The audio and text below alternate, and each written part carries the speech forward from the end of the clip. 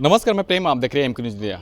इसी वर्ष 2025 में ही विधानसभा के चुनाव होने हैं। ऐसे में पंचायती राज मंत्री केदार प्रसाद गुप्ता ने क्या कुछ कह रहे हैं, ये सुने।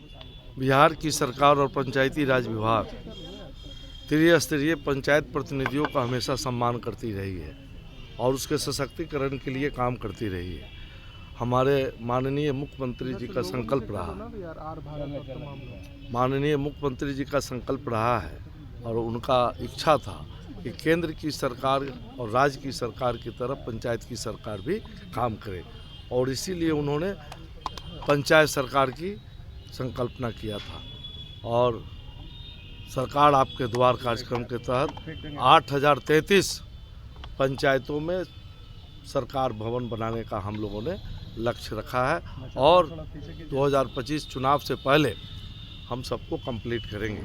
लगभग 1400 से ऊपर पंचायत सरकार भवन मुखिया जी द्वारा पहले बनाया गया था।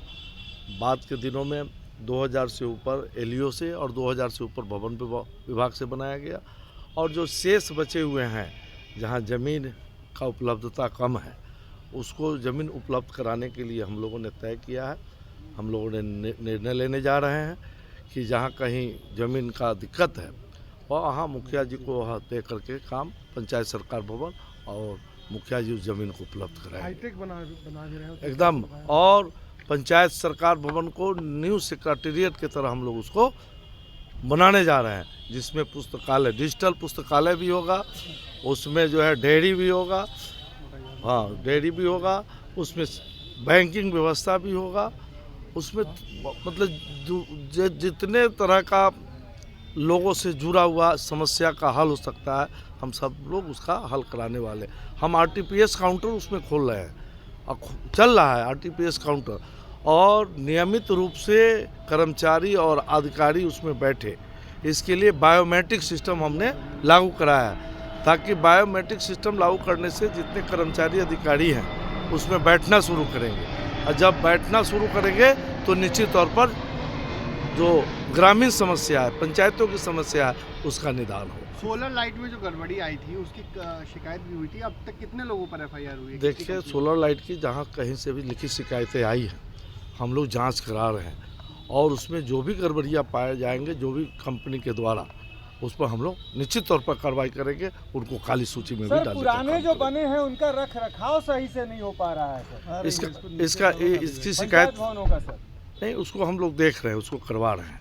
अभी तो जम रहा है सर पीपल का नहीं, इसीलिए हमने बायोमेट्रिक सिस्टम शुरू कराया है कि उसमें कर्मचारी और अधिकारी बैठे, और कर्मचारी और अधिकारी जब बैठेंगे तो निश्चित तौर पर उसमें काम शुरू हो जाएगा और उसका रख रखाव भी ठीक रहेगा।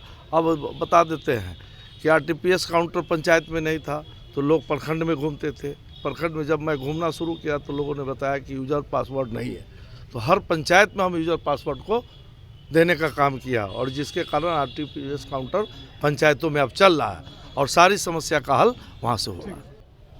तो आपने सुना, इनका कहना है कि पूरे बिहार में 8033 भवन निर्माण होंगे, जो पूरी जो है सुख सुविधा डिजिटल होंगे।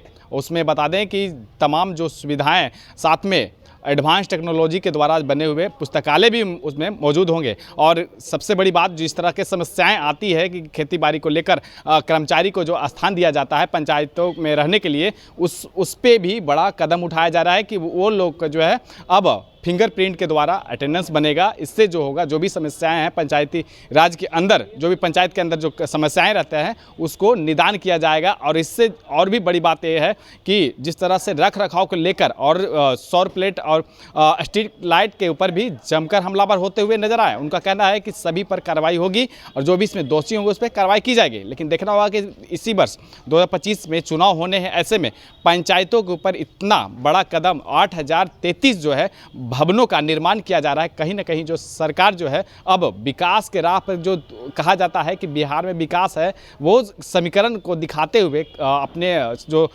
एनडीए की सरकार जो है बनाने की कोशिश में साध रहे हैं। इस तरह के तमाम खबरें बने रहे हैं। देखते रहें वीडियो। धन्यवाद।